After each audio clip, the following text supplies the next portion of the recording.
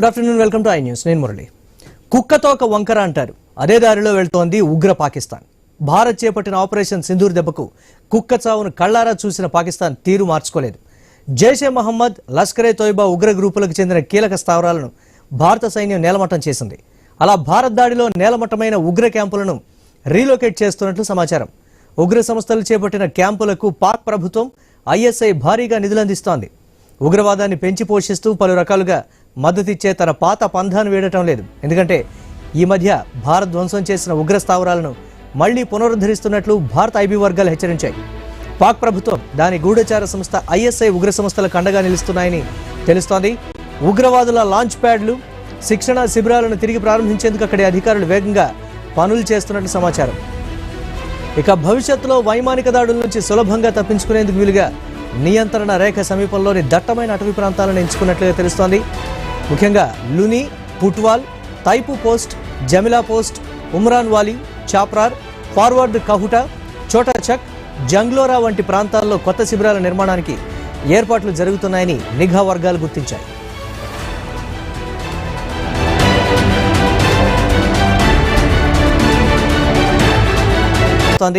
అధునాతనమైనటువంటి టెక్నాలజీని ఉపయోగిస్తోంది అంటే అది అమెరికాతోనే సాధ్యమవుతోంది అనేటువంటి మాట.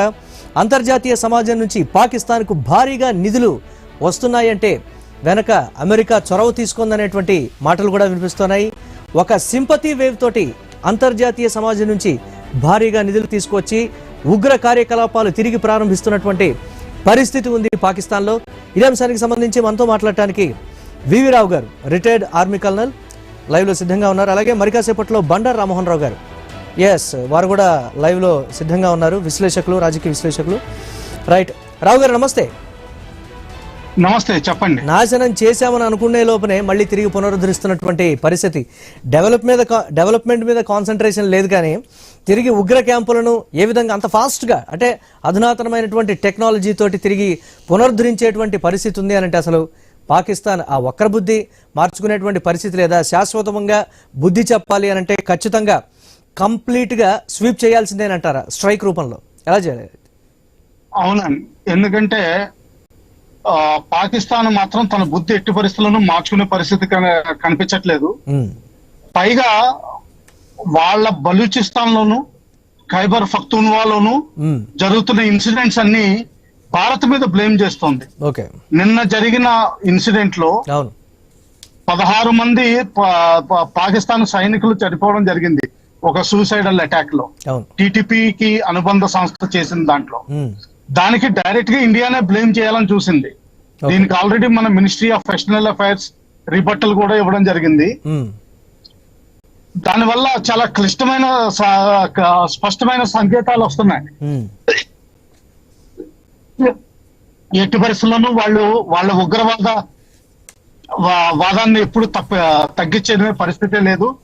తర్వాత ఎప్పుడైతే ఫీల్డ్ మార్షల్ అసీం మునీర్ గారిని ట్రంప్ గారు లంచ్కి పిలిచారో అప్పటి నుంచి వాళ్ళ ధైర్యం, సాహసం బాగా పెరిగినాయండి. ఎందుకంటే అమెరికా మా మద్దతుగా ఉంటుంది అన్న పద్ధతిలో ఉన్నారు. ఆ విధంగా చేసుకుంటే వాళ్ళకి ఫండ్స్ కూడా ఇప్పించింది అమెరికా. ఐఎంఎఫ్ ద్వారా కొంతవరకు, ఏషియన్ డెవలప్మెంట్ బ్యాంక్, కొంత వరల్డ్ బ్యాంక్ కూడా దాదాపు $6 బిలియన్ లోన్స్ రావడం జరిగింది. సో ఈ ఫండ్స్ రావడంతో వీళ్ళు ఉగ్రవాద చర్యలకి మళ్ళా దోహదం చేయడానికి చాలా డబ్బులు వాళ్ళకి అందుబాటులో ఉన్నాయండి. ఈసారి అయితే పాకిస్తాన్ మన అటాక్స్ ని తట్టుకోవడానికి వీలుగా చిన్న చిన్న క్యాంపులు, పెద్ద క్యాంపులు కాదు. ఇప్పుడు ఇందాక మనం ప్రవక్త చేసిన ప్లేసెస్ అన్ని చిన్న చిన్న ప్లేసులు. నిక్యాల్ అన్నది చిన్న జంగిల్ ఉంటుంది. అటువంటి ప్రదేశాల్లో చిన్న చిన్న క్యాంపులు, 40-50 మంది కంటే ఎక్కువ ఉండని క్యాంపులు, అటువంటి క్యాంపులు పెట్టి వాటిని ఇంటర్నెట్ ద్వారా వేరియన్ అనుసంధానం చేసి, అలాగే పటిష్టమైన కమ్యూనికేషన్ నెట్వర్క్ పెట్టి వాటిని ట్రైనింగ్ ఇచ్చే అవకాశం ఉంది. అలాగే కొత్త రిక్రూట్స్ ని ఇండియా మీద బురద జల్లుతూ వాళ్ళు రిక్రూట్ చేసుకోవడం మొదలు పెట్టారు ఆల్రెడీ. దీనికి చాలా రిపోర్ట్స్ వచ్చినాయండి. ఎస్పెషల్లీ పాకిస్తాన్ పంజాబ్ లో చాలా విపరీతంగా చేస్తున్నారు. సో ఆ విధంగా పాకిస్తాన్ మాత్రం ధోరణి ఎట్టి పరిస్థితుల్లోనూ మారేటట్టు కనిపించట్లేదు. పైపెచ్చు పెరిగేటట్టు కనిపిస్తుంది. ఎందుకంటే చైనా లేటెస్ట్ ఆయుధాలని సప్లై చేయడం మొదలుపెట్టింది. అలాగే J-10, J-17, J-35 ఈ విమానాలను కూడా ఆగస్ట్ లోపల డెలివరీ ఇస్తానంటుంది. దానివల్ల వాళ్ళ కాన్ఫిడెన్స్ మళ్ళా విపరీతంగా పెరుగుతుంది. దీన్ని మనం కట్ చేయాల్సిన అవసరం ఎంతైనా ఉందండి. చెప్పండి. Yes, right. బండారు రామ్మోహన్ రావు గారు రాజకీయ విశ్లేషకులు, వారితో కూడా మాట్లాడదాం. రామ్మోహన్ రావు గారు నమస్తే. నమస్తే.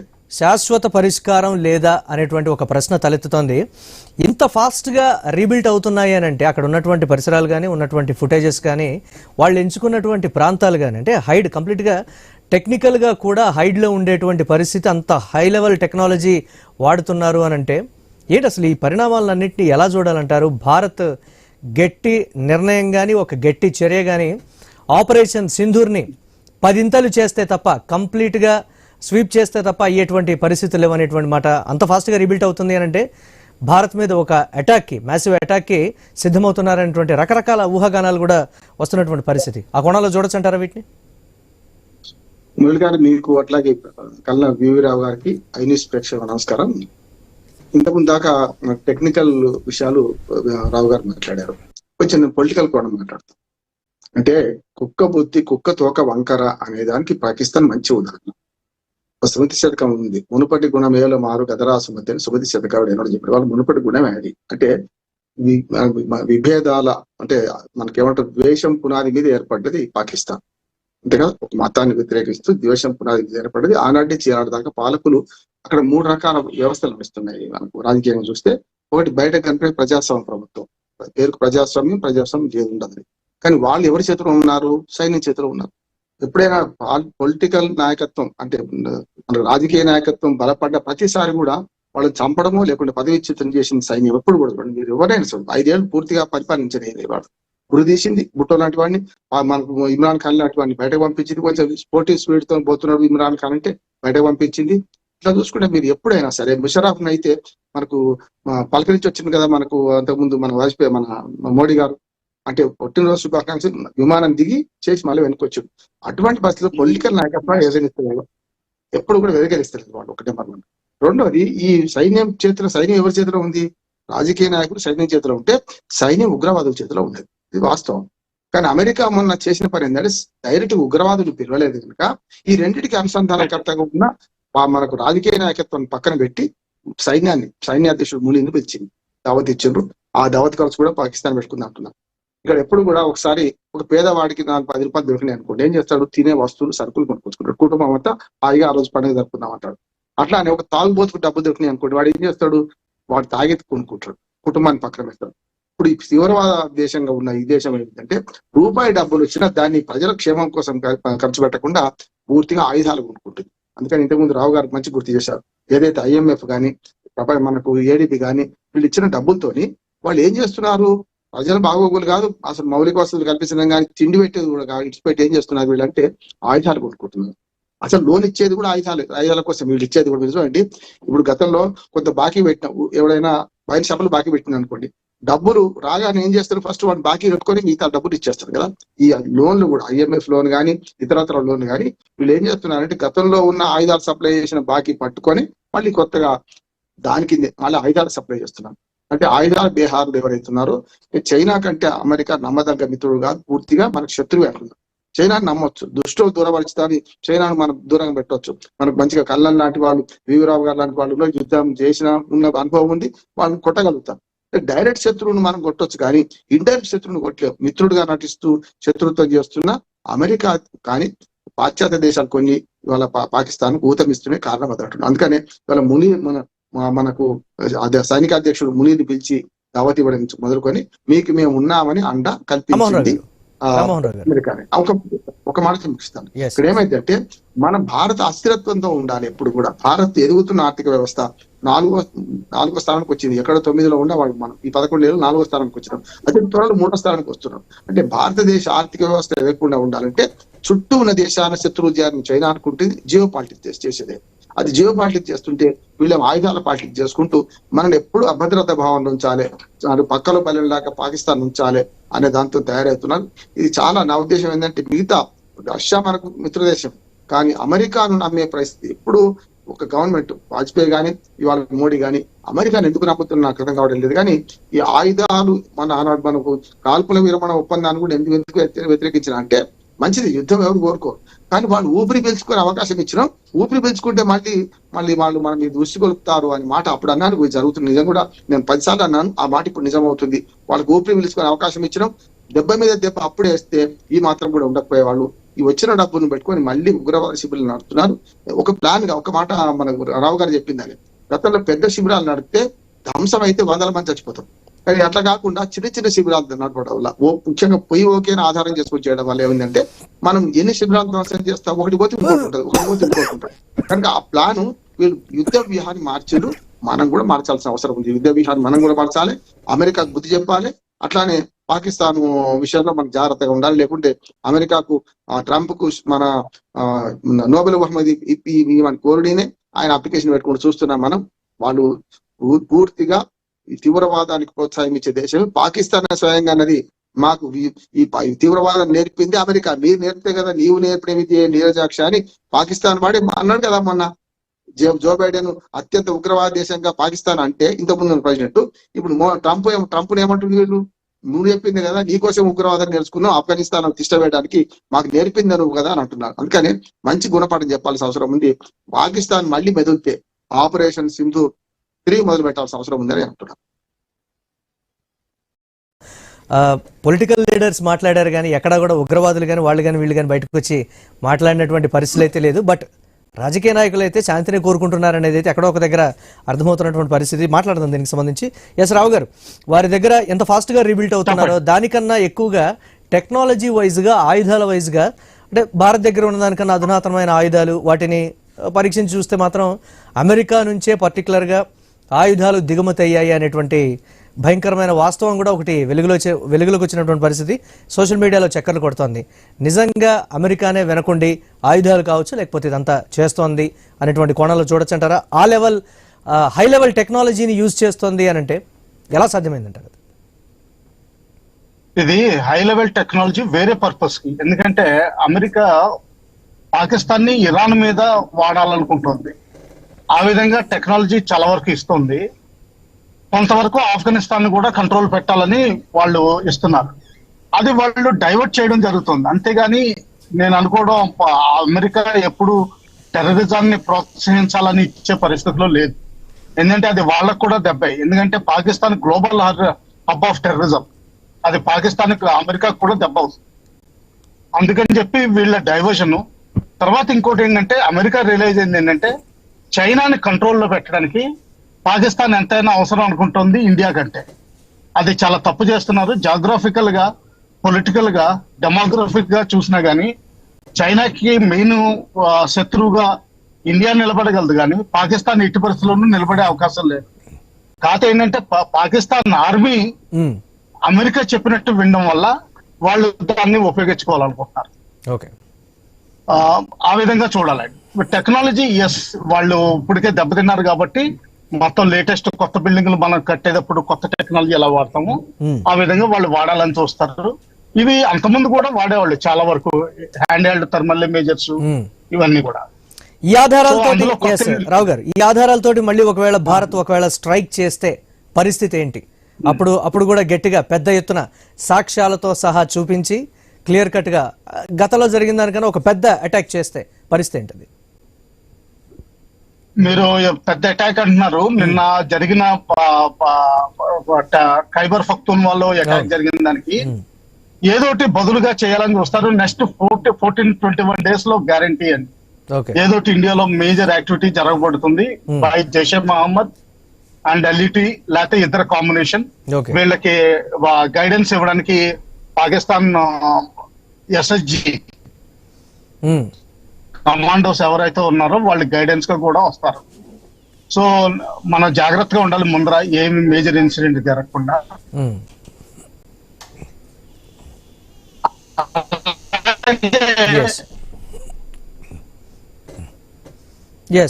రైట్ రావు గారు, సిగ్నల్ వీక్.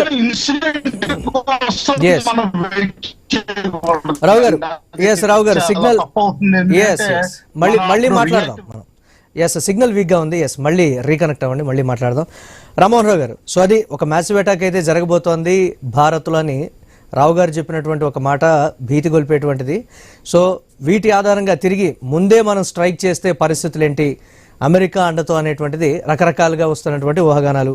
ఒకవేళ భారత్ కానీ ఈ సాక్ష్యాలని ప్రూఫ్గా తీసుకొని స్ట్రైక్ చేస్తే పరిస్థితి ఏంటి అసలు? చేయమంటున్నాను. ఎందుకంటే నో ఫస్ట్ యూజ్ ఏదైనా సరే మనం అణ్వాస్త్రాలు కాదు, మనం ఏదైనా సరే అటాక్ అక్కడి నుంచి మొదలైతే మనం చేస్తాం. ఇప్పుడు కూడా మన భారతదేశం సొంతంగా మనము అఫెన్స్ పోలే, ఇప్పుడు కూడా డిఫెన్స్ లో ఉంటున్నాం. వాళ్ళు ఒక్క చిన్న అటాక్ అది అలుసుగా కనిపిస్తోంది అనే విమర్శలు కూడా ఉన్నాయి కదా, మరి ఎందుకు మన పద్ధతి ఉండాల్సిందే. మనము తప్పు మోపాలంటే ఎదుటివాడు ఆ అటాక్ మనం చేయడం కరెక్ట్ అంటున్నారు. అది జరిగింది కూడా. 16 మంది మనకి 26 మంది పర్యాటకుల సంగతి పక్కన పెట్టండి, 16 మంది మన పిఓకే పక్కన ముస్లింలా హిందువులా కాదు చంపేసింది కదా వాళ్ళు. ఆ తర్వాత మనం అటాక్ చేసి మన పౌర ఆవాసాల మీద బట్టి 16 మందిని చంపేసింది వేరే, అది మన యాత్రికులు చంపడం వేరే. అది జరిగినాక మనం అటాక్ చేసింది. ఇప్పుడు మనం ఏమంటున్నాం అంటే నో ఫస్ట్ యూజ్. వాళ్ళు మన మీద ఏమైనా దాడి చేస్తామంటే ఓపుకోవాలి తర్వాత.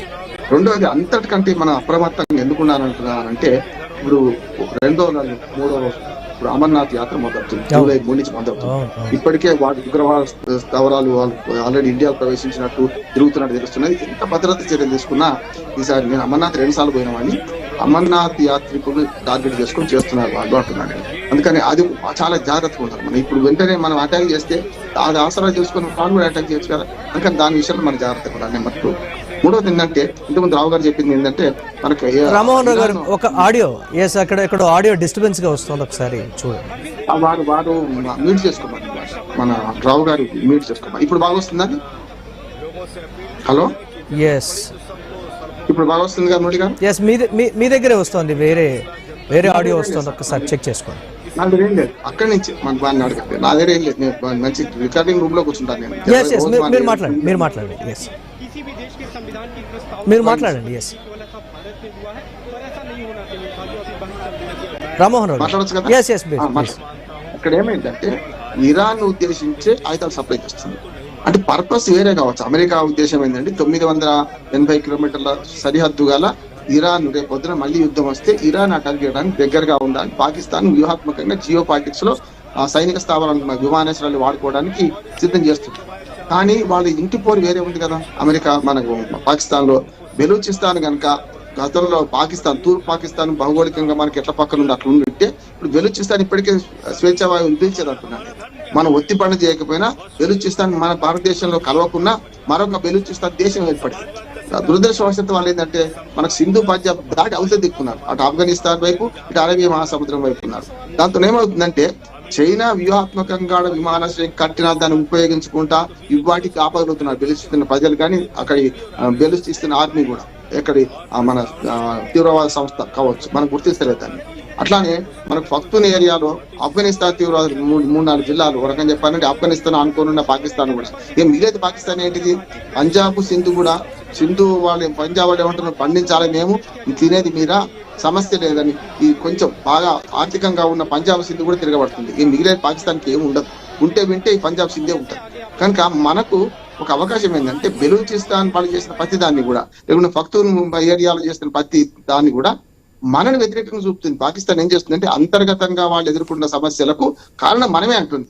నిజంగా కారణం అయి ఉంటే ఇప్పటికే మనకు బెలూచిస్తాన్ ఆర్మీ వాళ్ళకి భారతదేశ మా ప్రధాని మేము కలుస్తామని కూడా మాట్లాడింది కదా.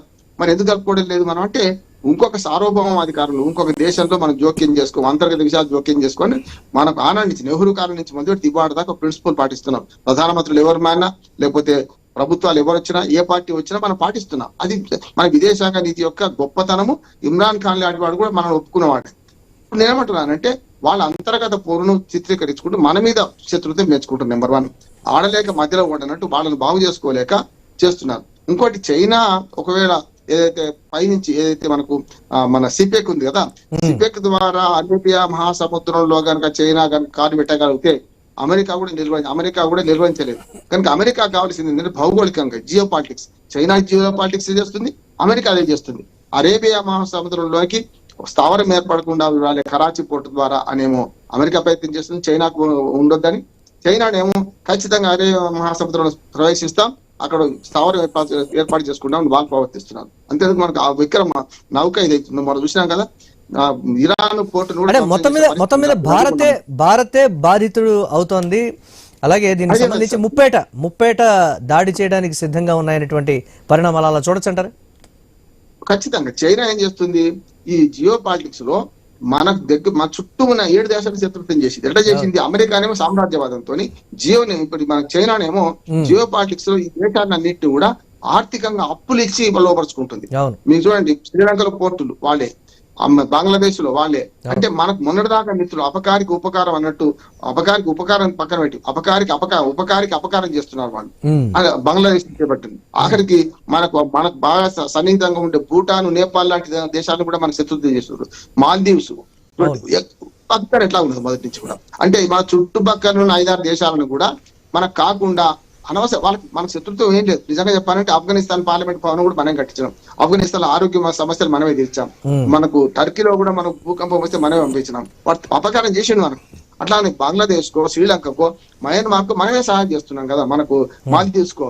కానీ ఏమైతుంది, వాళ్ళు చైనా ఉచ్చులో పడి వాళ్ళకి అప్పులు ఇచ్చి ఆ చైనా ఈ దేశాల ఆర్థిక వ్యవస్థను చేపట్టి వాళ్ళు పారిపోకుండా, పారిపోయినా సరే వాళ్ళ ఆర్థిక వ్యవస్థను చేపట్టి వీళ్ళు చేస్తున్నారు. అమెరికా ఇంకో రకం చేస్తుంది. మొత్తం ఇద్దరు విద్య అంటున్నాను. అమెరికా ఓ రకంగా చేస్తే మన మధ్యన డిఫెన్స్ లో ఉన్నాం, అఫెన్స్ పోయే పరిస్థితి లేదు. ఇప్పుడు చుట్టుపక్కల దేశాల్లో మీరు అన్నట్టు అష్టదిగ్బంధనం చేసే ప్రయత్నం చేస్తున్నారు. మన ఆర్థిక వ్యవస్థ పెరుగుతుంది, మనం గెలుస్తాం. ఎట్లా అంటే ఇంత సబర్ కాపీల్ ఫల్ బీజారహిత అన్నట్టు మన ఓపిక మనకి వరం అవుతుంది. Right, yes. రావు గారు, ఫైనల్ గా ఏ విధంగా ఉండబోతుంది? మీరు అన్నారు ఇప్పుడు ఒక మ్యాసివ్ అటాక్ భారత్ లో జరగబోతుంది ఒక 20-21 రోజుల్లో, మేబీ ఒక 3 weeks లో అనేటువంటి ఒక కీలకమైనటువంటి అంశం కూడా చెప్పారు. భారత్ అయితే ఎప్పుడు అలర్ట్ గానే ఉంటాము, వీలుంటే ఎప్పుడైనా సరే ఆపరేషన్ సింధూర్ ఇంకా ముగిసిపోలేదు, రెడీగా ఉందనేటువంటి మాట. పహల్గాం ఒక్క దాడితోనే భారత్ ఇచ్చినటువంటి దెబ్బకి పాకిస్తాన్ ఇప్పటికీ కోలుకోనేటువంటి పరిస్థితి. ఇంకొక దాడి భారత్ మీద చేయడానికి పాకిస్తాన్ రెడీగా ఉందా, ఆ రకమైనటువంటి సాహసం చేస్తుందా అనేటువంటి ఒక క్వశ్చన్ కూడా రేజ్ అవుతుంది కదా, అలా చూడొచ్చు అంటారా? ఎస్, మనం ముందరే వార్నింగ్ ఇవ్వాలండి. ఈ ఎల్ఈటి, జేఈఎం ఇటువంటి స్థావరాలని రీకన్స్ట్రక్ట్ చేయకూడదు. ఒకవేళ రీకన్స్ట్రక్ట్ చేస్తే మాత్రం మేము సింధూర్ ని యుద్ధ విరామాన్ని ఆపు చేసి మళ్ళీ మేము తీవ్రమైన చర్య తీసుకుంటాం, ఈసారి ప్రోయాక్టివ్ గా వెళ్తామన్న ప్రొనౌన్స్ మన ఇండియా చేయాల్సిన అవసరం ఎంతో ఉంది. అంత చేస్తేనే గానీ వాళ్ళు లొంగే పరిస్థితుల్లో లేరు. అలాగే వాళ్ళు సింధు నదీ జలాల గురించి చాలా వరల్డ్ బ్యాంక్ లో చాలా ప్రొయాక్టివ్ గా వెళ్లాలని చూస్తున్నారు. ఇండియా ఖండిస్తున్నా గానీ చాలా స్పష్టంగా చెప్పాలి, మీకు సింధు జలాల మీద మాట్లాడాలనుకుంటే ముందర ఈ టెర్రరిస్ట్ స్థావరాలను క్లోజ్ చేయండి. అది చాలా స్పష్టంగా దౌత్య నీతి ద్వారా చెప్పాల్సిన అవసరం ఎంతో ఉందండి. చెప్పండి. రైట్, అంటే దీనికి సంబంధించి ఆయుధాలు కూడా విపరీతంగా ఏ స్థాయిలో అయితే కోల్పోయారో అదే స్థాయిలో తిరిగి మళ్ళీ తెప్పించుకోగలుగుతున్నారు. ఎక్కడి నుంచి ఆయుధాలు వస్తున్న ఆయుధ సంపత్తి కూడా ఆ స్థాయిలో సమకూర్చుకుంటున్నారంటే అది కూడా ఒక పెద్ద ప్రశ్న. వెనక ఎవరున్నారు కీలకమైనటువంటి వ్యవస్థ అంటే ఏం చెప్తారు మీరు? ఇందులో చైనా ఉంటుందండి ముందర. ఎందుకంటే జనరల్ గా గ్రెనేడ్స్ ఇవన్నీ ఎప్పుడు చైనీస్ మీద దొరుకుతున్నాయి. ఈ మధ్యన అంతకుముందు ఆఫ్ఘనిస్తాన్ ఇష్యూ ఉన్నప్పుడు అమెరికన్వి దొరికేవి, అక్కడి నుంచి డైవర్ట్ చేసినాయి. ఇప్పుడు చైనా ఎక్కువ దొరుకుతున్నాయండి. అంటే చైనా యాక్టివ్ సపోర్ట్ ఉన్నాయి. అలాగే చైనా ఫ్యూచర్ లో కూడా ఎమ్యునిషన్ ఇవన్నీ ఈజీగా సప్లై చేయగలరు. వీళ్ళకి ఆఫ్ఘనిస్తాన్ లో అమెరికా వాళ్ళు వదిలేసిన వెపన్స్ వాడినా గానీ ఫ్యూచర్ లో ఎమ్యునిషన్ ప్రాబ్లమ్స్ వస్తాయి. అందుకని చెప్పి నా అంచనా ప్రకారం ఏంటంటే చైనా సపోర్ట్ ఎక్కువ ఉందని. చైనాకి ఎప్పుడు ఈ బోర్డర్ అంటే మన పశ్చిమ బోర్డర్ యాక్టివ్ గా ఉంటే వాళ్ళకి అంత మంచిది. ఆ విధంగా చేసే ఉద్దేశం ఎక్కువ. మనం ప్రోయాక్టివ్ గా మారాల్సిన అవసరం చాలా ఉంది. చెప్పండి. ఎస్, రామ్మోహన్ రావు గారు, ఫైనల్ గా ఒక 1 minute లో అసలు ఓవరాల్ గా ఎలా చేస్తే ఇదంతా కూడా సద్దుమణుగుతుంది అనేటువంటి ఒక మాట. అంటే ఉగ్రవాదాన్ని పూర్తి స్థాయిలో నిర్మూలించలేమని బాహాటంగా ఒప్పుకుంటున్నప్పటికీ కూడా కొన్నేళ్ల పాటు పాకిస్తాన్ మాట్లాడకుండా ఇటువంటి ఉగ్ర చర్యలకు పాల్పడకుండా బుద్ధి చెప్పాలి అంటే ఫైనల్ గా ఏం చేయాలంటారు? 1 నిమిషంలో. మొదటి మనం డిఫెండ్ చేసుకోవాలి. వాడు అఫెన్స్ ఏమాత్రం కాలు దిగినా ఇరాన్ మీద అమెరికా ఎట్లా దాడి చేసిందో మన అనుస్థానం మీద మరొక్కసారి సింధూర్ 3 ఆపరేషన్ మొదలు పెట్టాల్సింది. Right, thank you Rammohan Rao గారు అండ్ రావు గారు డిబేట్ లో పార్టిసిపేట్ చేసినందుకు. చిన్న బ్రేక్ తీసుకుందాం. బ్రేక్ తర్వాత మిగతా అప్డేట్స్ చూద్దాం. Stay tune.